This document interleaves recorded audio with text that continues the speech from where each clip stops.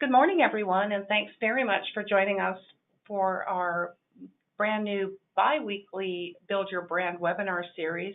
Today we're going to talk about sustainable marketing, and we welcome your questions in the chat window at any time throughout the presentation.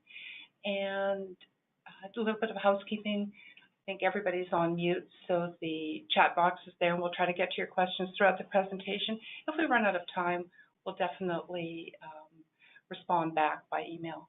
Would that be fair, Jess? Yeah. Okay, great. So quick introductions. My name is Marilyn Schultz. I'm the Director of Marketing Communications here at Cornerstone. And with me this morning is Jess Larkin. She's our Marketing Communications Specialist.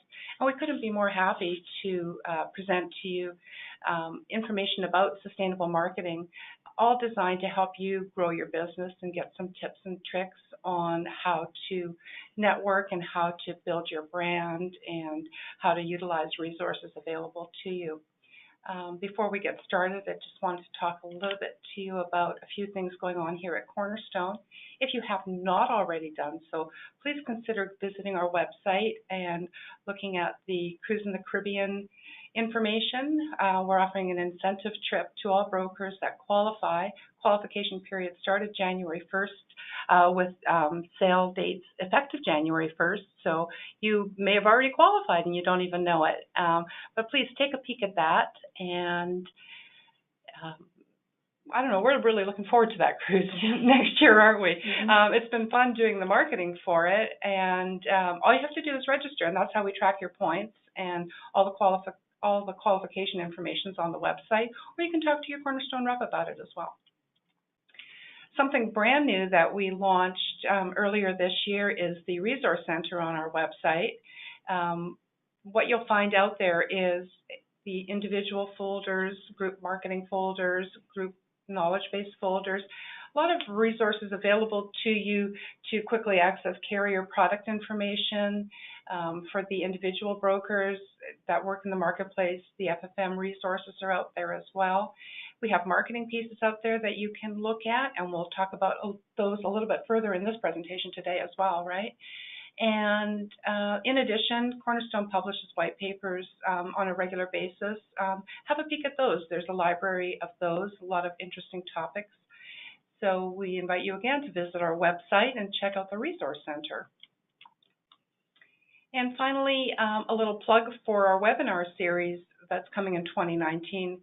We offer the individual corner. That's every other Wednesday, and that's hosted by Jeff Beglin. Build Your Brand. This is our first one of 2019, and we're going to be coming to you bi-weekly, bringing you interesting marketing topics and tips, such as social media, how to send proper emails. Anything else, Jess, that you can think of off the top of your head? Yeah, like you said, social media. We'll be talking a little bit about print design, web design, really anything that you need to start building your marketing from the ground up or to optimize it a little bit. Perfect. And then Tom Levine, he does our Tech Tuesdays. That's alternate Tuesdays from the Build Your Brand series. Be sure to register for some of those. He's got some awesome tips, not just for you, but invite your office staff, if you have any, to sit in on any of these too. The group corner starts up this week, I believe. It started last week. Sorry, with Greg Amato.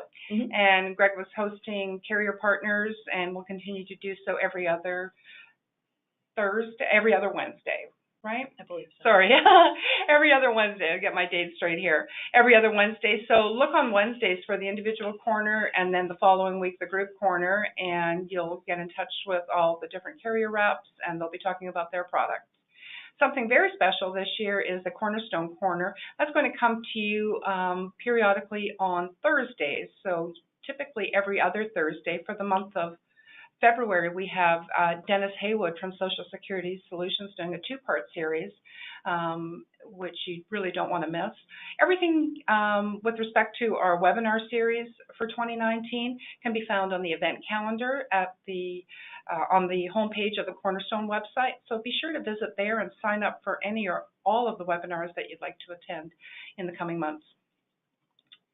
And with that, I'll have a look at our agenda and hand this off to Jess. We're going to talk to you about sustainable marketing, branding and marketing, and then we're going to look at networking, seminars, referrals and resources, and then we have a handout available for you at the end of the presentation. Yep. So hi everybody, my name is Jess Larkin, as Marilyn said, and I'm the Marketing Communication Specialist here at Cornerstone. So I'm going to get started with us today with branding and marketing. So creating a sustainable marketing strategy is simpler than you might think. It might seem like something that's very overwhelming for you to get started with, but it's really quite simple when you have the right tools and you know where to go in your community. So with a rush of branding and advertising opportunities available in your community, there's no shortage of ways to get your name out there. So we're going to give you a couple of those ways today. So understanding your brand is a first great step for getting your name out there. It's more than just your logo and the colors that you use. Your brand communicates your personality, and it shapes your client's view of who you are. So creating a strong brand identity can set you apart from your competitors and can directly impact your profitability by creating trust in your client relationships. And we actually did a webinar about that last year in August. So if you want to learn more about the importance of a brand and how to create a brand, we presented that webinar, and we actually put a link to it in the chat box. So you can just highlight it, copy it, and paste it into your browser if you'd like to look at that later. So that's in there for you. That's a resource that you can use. So today we're going to be talking about how to implement your brand in the community. When you think about your branding, you want to ask the question, why do people buy from you? Is it your reputation? Is it your tenure and your expertise? You want to hone in on that why so you can determine how to move forward with your marketing.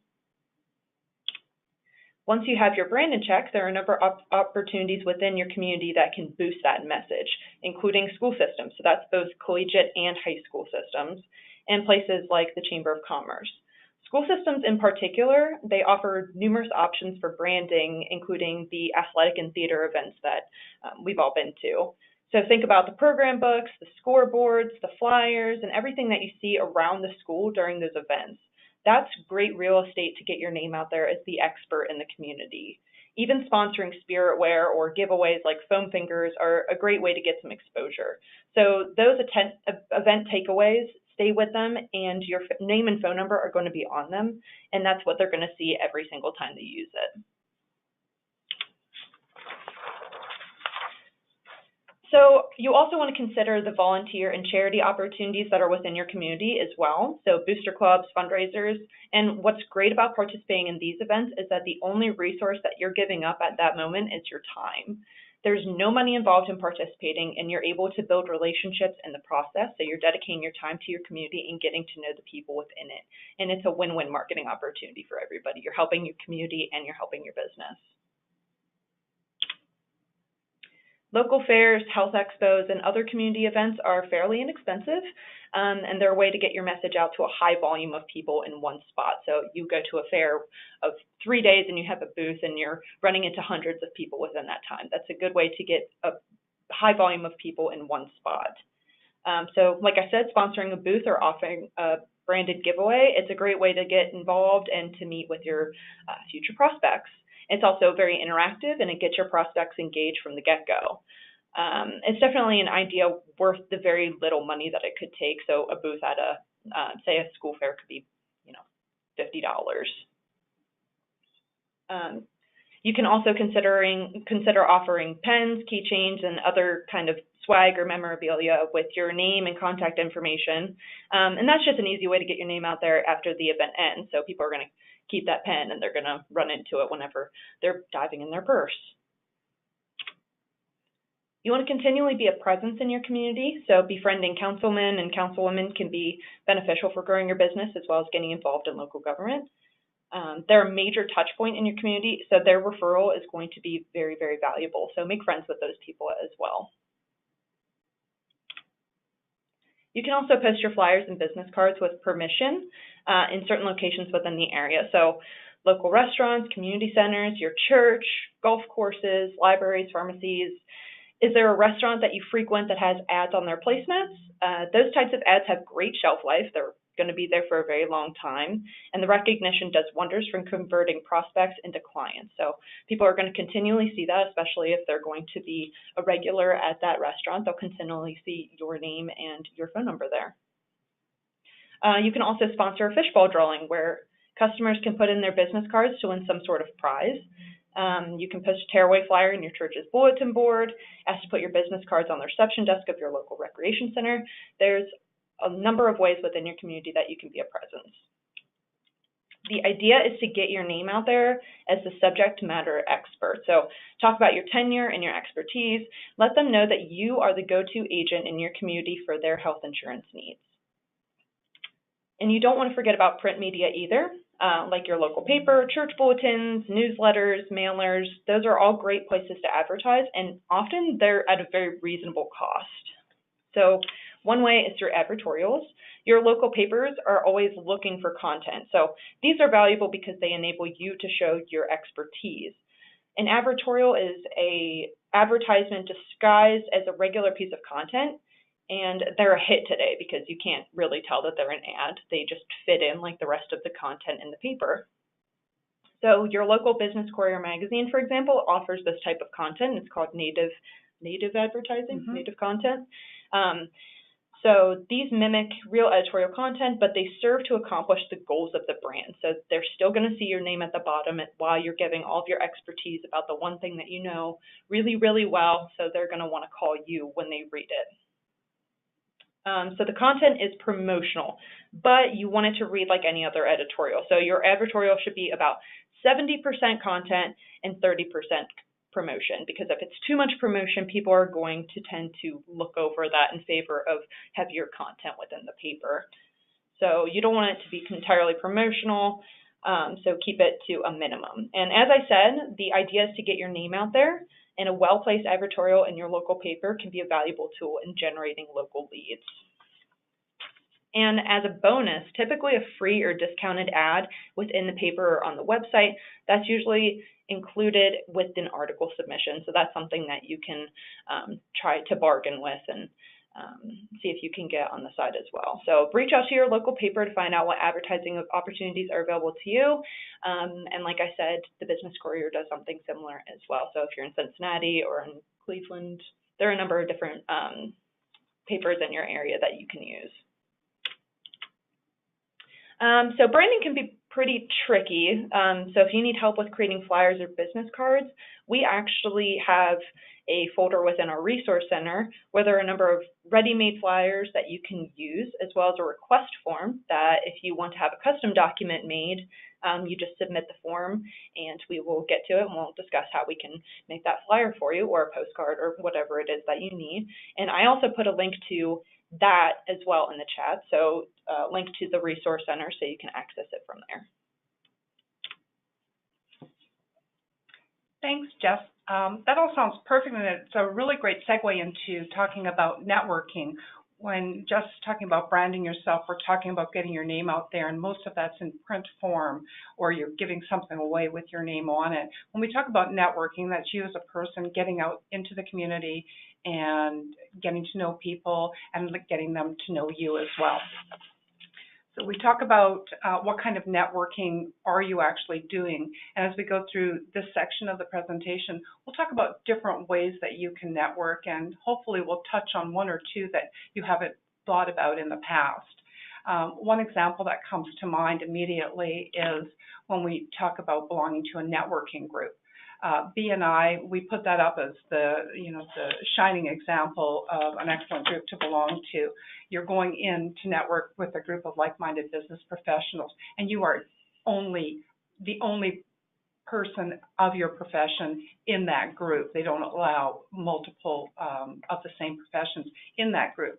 So with that being said, that's a great way to get your name out there and get to working with other people in the business community. However, if someone is already in there and you can't get into that group, it's sort of a non-starter.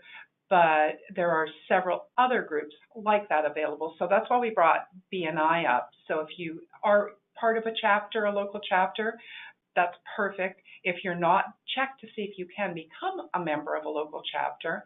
And if they already have the health or health and life agent in their chapter, go on. I did a quick search online yesterday, and there are literally dozens of groups that actually come up, networking groups similar to B&I that come up. So think about belonging to one of those groups or joining up one of those groups. The other thing you can look at, away from business professionals, um, we can look at the social club side of networking. Joining one or more social clubs in your area really presents another opportunity to network. These social clubs, they offer a different setting from that business networking environment.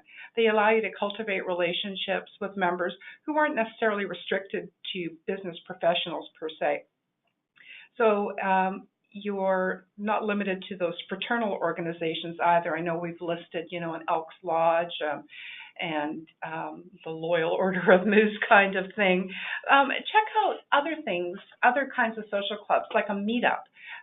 That's an excellent way to find a group of like-minded people that you want to get together with, and then you're just naturally networking with these people. You'll spend time, like maybe if your passion is movies, or if you like to listen to music, or if you like to spend the evening talking about travel with a group of like-minded people. This is going to help you build your relationship based on a shared passion, and then you're networking at the same time, but you're doing something that you really like to do. Another way to network is an online presence. I want to let you know that the Build Your Brand series is going to do a deeper dive into how to build your brand through social media, and that's coming later in the spring. You can look for probably a 2 to 3 part series all about how to build your Facebook, your LinkedIn, your Twitter accounts. But the one thing I wanted to stress about these is when you're on these accounts, this isn't where you're promoting your business. This is where you're networking yourself and your worth in the community. This is where people get to know who you are and what your value is. Rarely do you talk about how you sell insurance, or you're talking more about what you've done. And that's the ideal networking situation. Other ways to network, Jess touched on this a little bit too. She's talking about being a volunteer, and being part of a professional group is also very helpful. If you have a cause that's important to you, you can combine networking with volunteerism by being part of a charitable organization. Lending your time and your talent to assist with fundraising efforts, or even being part of the operation itself, really does open the door to giving you a voice and a presence in your community, and it demonstrates your value to both your existing clients and obviously to your prospects. Your best resource when you're talking about networking is obviously people, and naturally family and friends is at the top of that list when it comes to networking. Now you can turn your focus to other industry professionals as well. Just think about the clients that they have and what their current needs are. And then when you think of medical personnel or maybe real estate agents, think about the questions their clients might ask that trusted professional. And when it comes to insurance, let your name be the first name that the medical personnel, the real estate agent, the local lawyer, let your name be the first one they think of to give to that person, because you've networked throughout the community and they know who you are. So when questions like that come up, and they always do, when you're getting your taxes prepared, people want to have questions about health insurance, let them have a supply of your business cards, and now you've networked throughout the community and you're the trusted professional that they're going to refer to. The best practices, I just want to talk about networking isn't really a task to perform once per month kind of thing. It's not an event. It's a continuous process, definitely with endless opportunities. So for the most part, when you're networking, you're not selling your product, you're selling yourself. So think about where you are and what you're doing.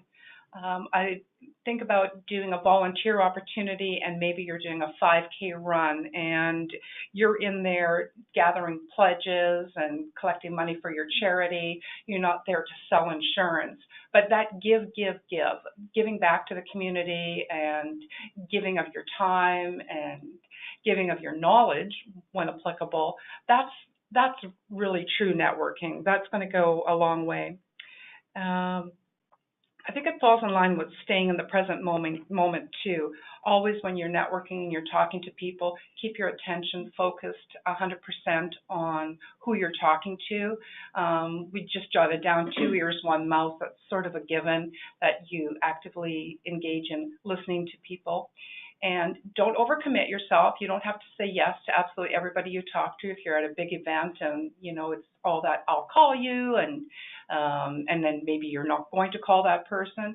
Just be honest about what your time commitments are, and if you do plan to make a commitment to someone you've networked with, take action immediately. If they've given you a phone number, pull out your phone and add their number in it, or add an item in your calendar so you don't put it off until Monday morning and possibly forget about it. The only other thing I wanted to say, if you're networking, attend events that really interest you, that you have a passion for, that you're interested in. If you're going somewhere where you're going to be bored, it's going to show. It's going to feel like work, and that's not what networking should be. Okay, now we're going to talk about seminars. So when you ask the question, how can you actually use that network to your advantage, and how can you gain prospects or clients from it?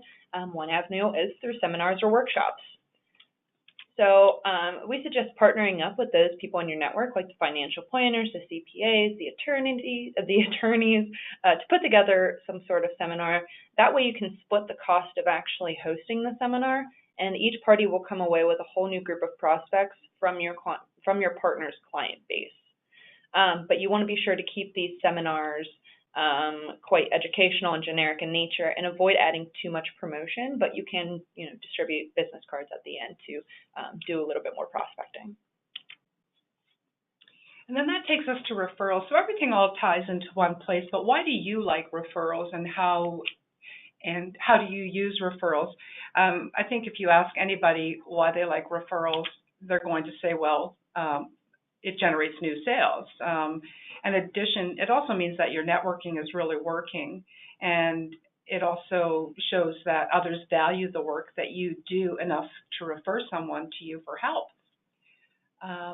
So why is it that we're so reluctant sometimes to ask for referrals?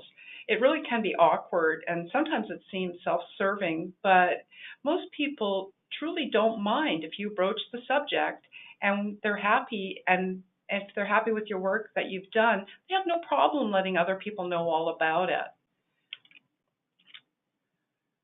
So the key questions to ask when you're in a client interview, open up the dialogue and have them begin by speaking to you directly about their needs. And this allows you to gauge the situation and see if there may be other things that you can do to help them, and also other people that you can help as well. When you've concluded your business, don't leave it as a you're welcome when they thank you for what you've done. Tell them if they liked how you managed their plan to kindly recommend them to friends or family. Always offer a few additional business cards when you're there, and remind your clients and networking prospects that you accept referrals in any kind of communication that you send. It could be as simple as adding a little tagline that, have your friends and family call me. Just let them know my business thrives on referral. You see this promotion everywhere, so sometimes if it's a little awkward to say it out loud, you definitely want to say it in your written communications all the time. I think the benefits of getting client referrals can really be the key to your business success. I think about a broker that I spoke with recently. He talked to me about celebrating 25 very successful years in the insurance business. He's actually a life and P&C broker. He mentioned coming across his first prospect list a little while ago. He created it when he was starting out, and he was challenged to write down 100 names of potential clients. So, of course, he started with family and friends. And he said, looking back, he said he only actually made it to through the first 10 names on his list. After that, all his business for the next 25 years came as a direct result of client referrals and continual networking. He simply never turned it off. He really does thrive as a respected community leader now, and he volunteers all the time. He knows just about everyone, and he's always doing one thing or another that he absolutely loves doing. And he calls it work. He has 2 kids, and his passion lies in sports and getting his kids off to soccer games. I think he was a soccer dad forever, but he was everybody's insurance agent as well, and still is. So he networks with all the parents, he networks at his church, and that's how he gathered all his referrals, so that he never had to even run through his entire prospect list. Okay, finally, we're going to talk about resources. So how do you know what's happening in your community, where to go, who to work with? Your community is going to be filled with free information. So the main place would be the public library. It's a one-stop shop to find events in which you can participate in, and you can also get a good look of what's going on in your community as well, see what kind of groups are going on. You can also check out the city's event calendar or the community section of your local newspaper, the marketing department of your local shopping mall, and so many other places within your community that you can find out exactly what's going on and how you can get involved. The information is freely available to you, and it's one of your greatest assets for reaching prospects and generating leads. But the most important thing is to not keep yourself a secret. So you want to build a sustainable marketing strategy so that you can be present in your community and so that you can stay visible. So as Marilyn had mentioned, people are your greatest resource. So continually promote how your expertise can help people and be the subject matter expert in your area. And you want to always ask the question, how can you serve your community? Okay, we're going to move forward with some questions. So if you have any questions, like we said, go ahead and type them in the chat box or the question box, and we'll go through them. We already have one question. What kind of advertising do I have to submit to CMS for approval? Do you want to take that one? Oh, yeah. You know what? Without going through all of it, CMS has a very clear set of guidelines for submitting, for being able to market yourself and your brand just at a high level. If you're doing any kind of senior marketing, you want to follow the guidelines, not sell yourself as an expert. That's sort of the highest level of things. But we can absolutely send you that segment of the CMS guideline. It's a little bit too detailed to get into right here. Are there any other questions? None that are coming in right now. We'll give a couple, just a minute left in case anybody has any questions. And as we close off, just a reminder that the link to the branding webinar is available in the chat box, and please take advantage of downloading the 2 PDFs. One is a sample of a community marketing grid and how to plan your marketing strategy in your community, and then the other is a blank document that you can take and copy and use over and over again as you plan out your strategy. The only other thing I wanted to add, we talk a lot about getting out there and talking to people and being that subject matter expert, you know, partnering up with a CPA and showing off your knowledge, having a booth somewhere to talk about what you do. You can always sharpen your skills, and I think looking at the webinar series that we have going on throughout, definitely through the summer of this year, you're going to find 2 or 3, sometimes 4 different webinars that Cornerstone is going to host every week, usually about 9:30 in the morning. This is going to help you become a subject matter expert. We're going to talk about all different kinds of aspects of the insurance industry, not just carriers, products, but about branding, and then the special guests that we have in line will broaden your scope a little bit and your industry knowledge a little bit more. So becoming that subject matter expert, let Cornerstone help you with that as well. Be sure to sign up for any of the webinars that we have coming up. We thank you so much for attending today. Yeah, thank you all for joining us. It doesn't look like we have any more questions, but if you have any additional questions that you weren't able to get to today, you're able to contact me or Marilyn through our email, and I'll go back to that slide as well so that you can see that. And you will receive a copy of this presentation tomorrow with a follow-up email.